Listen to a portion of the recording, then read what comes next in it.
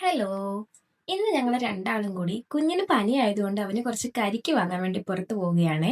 ഞങ്ങൾ രണ്ടാളും മാത്രം ഉള്ളത് കൊണ്ട് സ്കൂട്ടറിലാണേ പോകുന്നത്. നമ്മളുടെ വീടിന്റെ അടുത്തൊരു അമ്പലത്തിൽ ഉത്സവം നടക്കുന്നുണ്ടേ. അപ്പൊ അവിടെ നിറച്ച് ആളൊക്കെ നിൽപ്പുണ്ട്.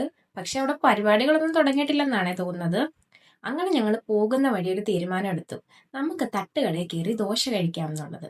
അങ്ങനെ നമ്മുടെ അടുത്തുള്ളൊരു തട്ടുകടയിലേക്കാണ് കയറുന്നത്. ഞങ്ങൾ ഇടയ്ക്കിടയ്ക്ക് ഇവിടെ വന്ന് ഫുഡ് കഴിക്കാറുണ്ട്. നല്ല ഫുഡാണ് ഇവിടുത്തെ. നല്ല ടേസ്റ്റും നല്ല ക്വാളിറ്റിയും നല്ല വൃത്തിയും ഉണ്ട് അവിടെ. ഞങ്ങൾ അങ്ങനെ അവിടുന്ന് പൊറോട്ടയും ചിക്കൻ ഫ്രൈയും ബീഫ് ഫ്രൈയും ദോശയൊക്കെയാണ് പറഞ്ഞത്. പൊറോട്ടയുടെ കൂടെ കിട്ടുന്ന ഗ്രേവിക്കൊക്കെ നല്ല ടേസ്റ്റ് ആണ്. അതുപോലെ തന്നെ ദോശയുടെ കൂടെയുള്ള ചമ്മന്തി അത്യാവശ്യം നല്ലതാണ്. നമുക്ക് നല്ല രീതിയിൽ ആസ്വദിച്ച് നമുക്ക് ഫുഡ് കഴിക്കാൻ വേണ്ടി പറ്റും. ഞങ്ങൾ അങ്ങനെ അവിടെ നിൽക്കുന്ന രണ്ടുപേരും കൂടി നല്ല രീതിയിൽ ആസ്വദിച്ച് ഫുഡൊക്കെ കഴിച്ചിട്ടുണ്ട്.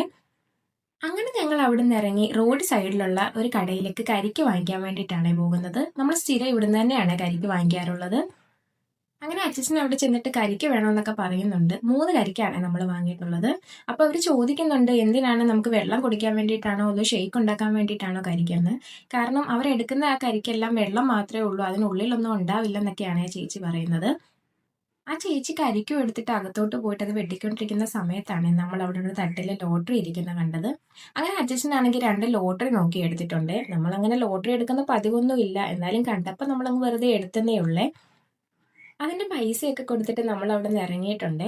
അങ്ങനെ വരുന്ന വഴിയിൽ അമ്പലത്തിലേക്കുള്ള താലപ്പൊലിയൊക്കെ പോകുന്നത് നമ്മൾ കണ്ടിട്ടുണ്ടായിരുന്നേ. അങ്ങനെ നമ്മൾ കുറച്ച് സമയം ആ താലപ്പൊലിയൊക്കെ കണ്ടിട്ടാണ് അങ്ങോട്ട് പോയിട്ടുള്ളത്.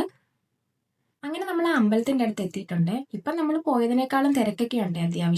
അത്യാവശ്യം വണ്ടികളുടെയൊക്കെ തിരക്കൊക്കെ അവിടെ കാണുന്നുണ്ട്. ഇന്ന് അവിടെ കുട്ടികളുടെ അരങ്ങേറ്റത്തിന്റെ പരിപാടിയാണ് നടക്കുന്നത്. അത് കാണാൻ വേണ്ടിയിട്ടുള്ള ആൾക്കാരൊക്കെയാണ് അവിടെ നിൽക്കുന്നത്. നമുക്കവിടെ നിൽക്കണമെന്നൊക്കെ ഉണ്ടായിരുന്നത്, പക്ഷെ കുഞ്ഞിനെ കൊണ്ടാതെ പോയത് കൊണ്ട് തന്നെ നമുക്ക് അധികം നേരം അവിടെ നിൽക്കാൻ വേണ്ടി പറ്റത്തില്ല. അവൻ ഏത് അവസ്ഥയിലാണ് വീട്ടിലിരിക്കുന്നതെന്നൊന്നും നമുക്കറിയില്ല. അവന് അമ്മയുടെയും അപ്പയുടെയും കൂടെ ഇരിക്കുന്നത് കൊണ്ട് വലിയ ബഹളമൊന്നും ഉണ്ടാക്കില്ല. എന്നാലും ചില സമയത്ത് അവൻ പ്രശ്നക്കാരനാകും.